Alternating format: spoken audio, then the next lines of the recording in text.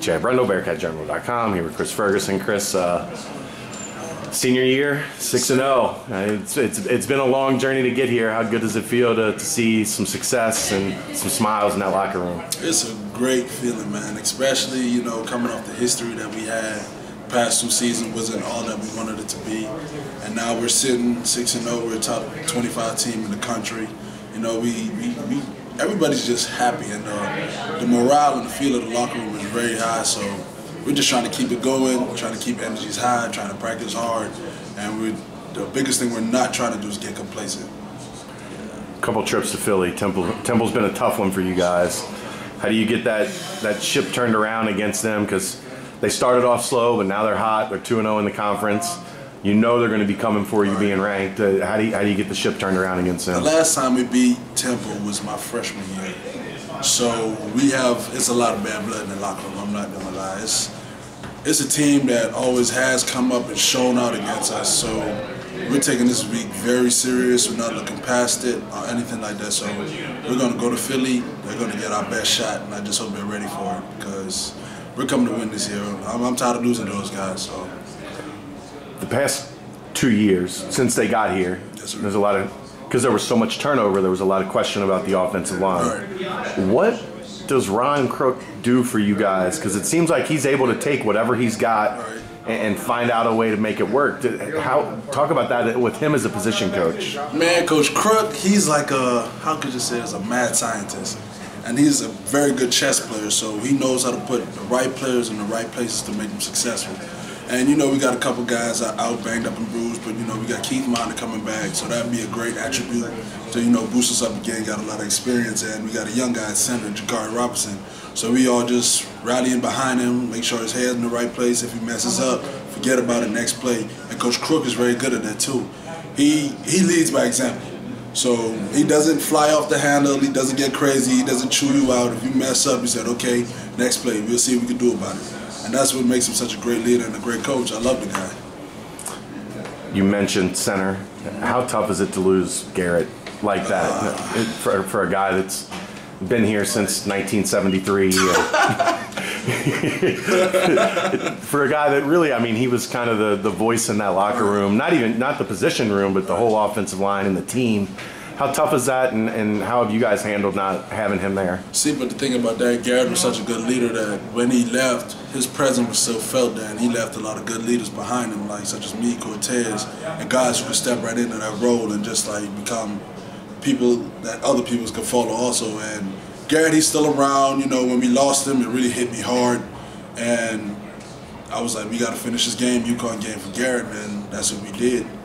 It wouldn't have felt right if we had, you know, went out there and let them come back. So I'm glad we finished the way we did. Now we just got to finish the season, and hopefully we can get back before the season's out. That'd be a great help. How emotional would that be to see him run back out there with you guys? Man, I may shed a tear on the field. Hopefully nobody sees me.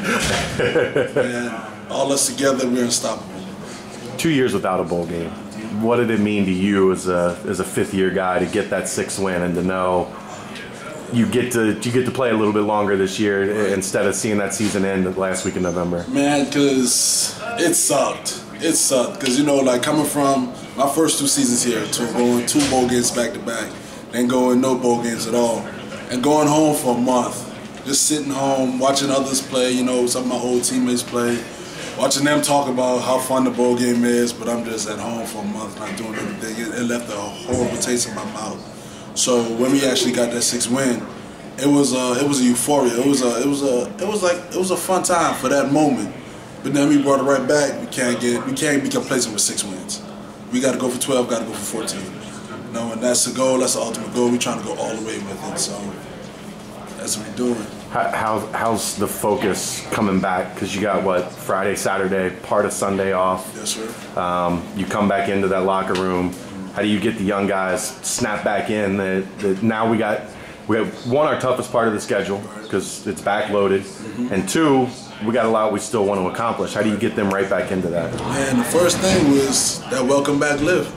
The lift up break, and everybody showed up. You know, we didn't have to scream at anybody. We didn't have to go chase anybody. Everybody came in the weight room, and we worked.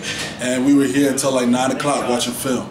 And that was a testament to like how far along we have came. Because like 2 years ago, we wasn't gonna do that. Half of the people wasn't gonna live. Everybody just checked in and went home. But like that shows how far we've came and how much of growth we've come. Like ain't nobody a young guy right now because we got freshmen playing, we got sophomore playing, everybody's playing. So you're on the field, you're old here. To me, in my eyes, you have my respect. Because if you're on that field, you deserve to be on that field and you're helping this team in some way or some sort.